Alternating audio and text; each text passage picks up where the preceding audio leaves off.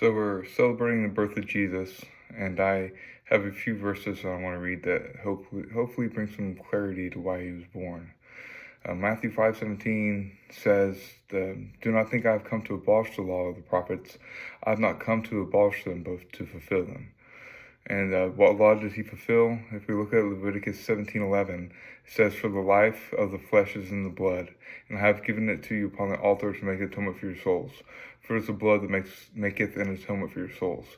So Christ was a sacrifice once and for all, as opposed to the priest having to sacrifice once a year for all the people's sins. Christ is the new high priest, and he's sacrificed forever.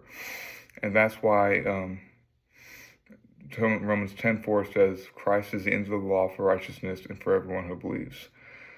Galatians 5:16 says, "Let us walk in the Spirit, and you shall not fulfill the lust of the flesh." And the reason why we walk after the Spirit, not the flesh, because Romans 8:4 says, "The righteousness of the law might be fulfilled in us who walk not after the flesh, but after the Spirit." Galatians 2:16 tells us that, "Yet we know that a person is not justified by the works of the law, but through the faith in Jesus Christ. So we also have believed in Christ Jesus in order to be justified by faith in Christ and not by works of the law, because by works of the law no one will be justified." And then Galatians 3:10 says, "For all who rely on the works of the law are under a curse. For it is written, Cursed be anyone who does not abide by all things written in the book of the law and do them."